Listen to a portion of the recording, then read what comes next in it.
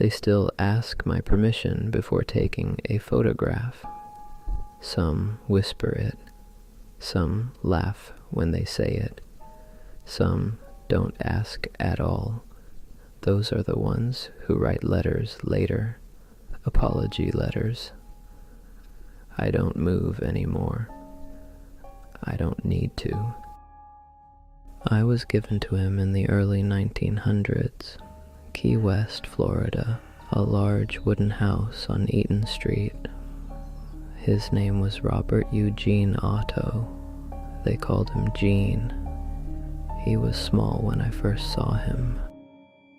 Quiet, watchful, lonely. He named me after himself. That was the first mistake. I wore a sailor suit, straw hat stitched into place, black button eyes. I was nearly his size, too large to be comforting, too lifeless to be friendly.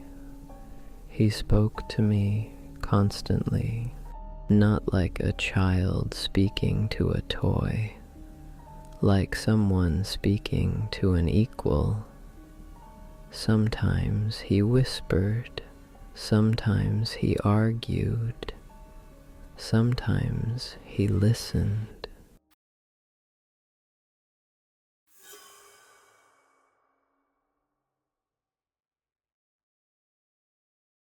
One afternoon, the maid entered his room without knocking. Jean was sitting cross-legged on the floor, speaking softly. She asked who he was talking to. He pointed at me. "Robert says you shouldn't come in here." She laughed, until she heard it. A second voice, low, brief, from the corner of the room. She left that week, never returned. They said she was dramatic. People say that when they are afraid. Late one night, his parents woke to the sound of furniture crashing upstairs. They ran to his room, chairs overturned, books scattered. The bed pushed several inches across the floor. Jean was standing on the mattress, crying, shaking. "I didn't do it," he kept saying. Robert did. His father grew angry, placed me firmly in the chair by the window, facing outward. They comforted Jean, checked the hallway, locked the door. When they returned minutes late, I was facing the bed. No one admitted touching me. No one wanted to speak about it again. Neighbors began noticing something. They would pass the Otto house and see me in the upstairs window, watching. Days later, they would pass again, and I would be in a different window, different angle, different room. Jean's mother swore she kept me in the same chair every time. Eventually, she stopped swearing.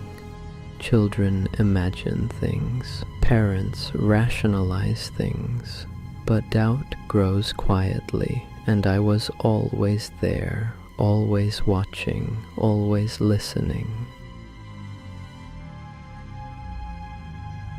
Jean grew older, taller, quieter, but he never stopped speaking to me. He took me with him, from room to room, from house to house. Even when he studied art, even when he married, I remained. His wife did not like me. She said my eyes followed her. They do not move. She insisted I be placed in the attic. So I was. Dust gathers slowly in attics. Silence thickens. Time stretches, but houses make sounds at night. Footsteps, soft dragging sounds.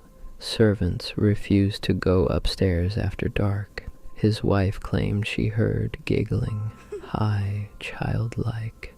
Jean said it was the house settling. Old wood expands, old wood contracts, old wood remembers. Jean aged, his hands trembled when he sat across from me. Two Roberts in one room, he would speak of regret, of missed chances, of fear. Humans are most honest when they believe no one judges them. I never judged him. I only listened. In 1974, Jean died, in the same house, not far from where I sat. After his death, new owners found me in the attic, placed upright in a small rocking chair facing the door. Their daughter did not like me. She said I ran at night, said I stood at the foot of her bed, said I watched her breathe. Children are believed less than adults until adults begin noticing things, too. Objects moved, doors opened, the rocking chair creaked without wind. They removed me from the house soon after, not in anger, in discomfort. There is a difference. Now I sit inside a glass case at the Fort East Martello Museum in Key West. A small plaque rests beneath me. Visitors read it carefully. Plaques make fear feel organized, manageable, safe. They are told to ask my permission before taking a photograph. It has become tradition, a ritual, respect. One afternoon, a man stood in front of my case. He did not ask permission. He laughed, tapped the glass. "It's just a doll," he said. That evening, as the museum prepared to close, the security cameras in my room failed. Only my room, for 7 minutes. When the feed returned, my chair was angled slightly toward the door. Staff blamed a glitch, old wiring, humidity. The man was involved in a car accident a week later. Minor injuries, but enough to frighten him. He wrote 3 apology letters. They keep them in a drawer. They keep all of them. Another night, a staff member stayed late, locking doors, turning off lights. She later said she heard small footsteps behind her, soft, dragging. When she turned, no one was there, but my display case was fogged from the inside. Glass does not fog from the inside. They checked the seals, found nothing wrong. They do not discuss it anymore. People ask the same question. Was it possession? Was it a lonely child projecting fear onto fabric and straw? Was it suggestion, mass hysteria, the power of belief?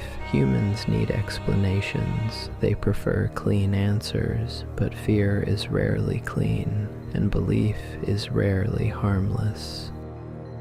I have never moved, not when the maid fled the house, not when furniture crashed to the floor, not when neighbors swore they saw me in the window, not when the cameras failed, not when visitors feel their skin tighten as they step closer.